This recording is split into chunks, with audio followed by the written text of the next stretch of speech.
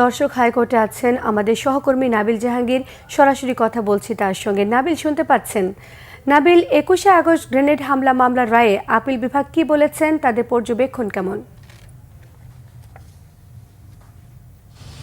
জি সোমা, আজকে সকালেই আপিল বিভাগ 21শে আগস্ট গ্রেনেড মামলা যে গ্রেনেড হামলা মামলার যে রায় সেটি প্রদান করেছে আপনি জানেন। এবং আপিল বিভাগ কিন্তু যেটি আসলে বলেছেন সেটি হচ্ছে যে এই মামলাটিতে যেই জবানবন্দির উপর ভিত্তি করে বিচারিক আদালত রায় প্রদান করেছিল মুফতি হান্নানের জবানবন্দি, সেটি নিয়ে কিন্তু আপিল বিভাগ কিছুটা সন্দেহ প্রকাশ করেছেন।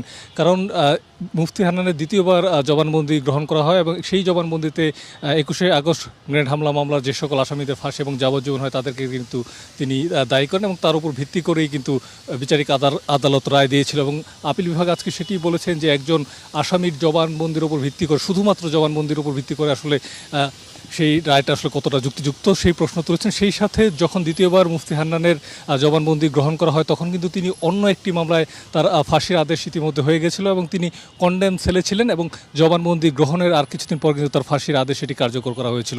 তো এই অবস্থায় তিনি যে জবানবন্দি দিয়েছিলেন সেটি আসলে কতটা স্বাভাবিকভাবে দিয়েছিলেন, কতটা সদিচ্ছায় দিয়েছিলেন সেটি নিয়ে কিন্তু আপিল বিভাগ মন্তব্য করেছেন। একই সাথে মুফতি হান্নান যেই ম্যাজিস্ট্রেটের কাছে জবানবন্দি দিয়েছিলেন একই দিনই এই মামলার আরও দুজন আসামি, অর্থাৎ মোট 3 জন আসামির জবানবন্দি কিন্তু সেই ম্যাজিস্ট্রেট গ্রহণ করেছেন। আপিল বিভাগ কিন্তু এটিও বলেছেন যে একই দিন এরকম আসলে 3 জন আসামির জবানবন্দি গ্রহণের নজির কিন্তু খুব কম।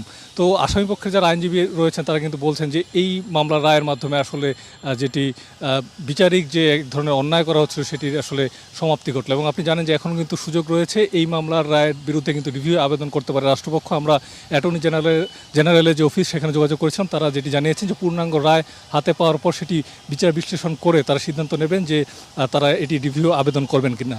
এবং আপনি জানেন যে হাইকোর্টের রায়ে কিন্তু একটি কথা বলা হয়েছিল যে এই মামলার আবারও তদন্ত করার জন্য একটি পর্যবেক্ষণ দিয়েছিলেন হাইকোর্ট। আপিল বিভাগ কিন্তু সেই পর্যবেক্ষণটি আসলে বাতিল করে দিয়েছেন।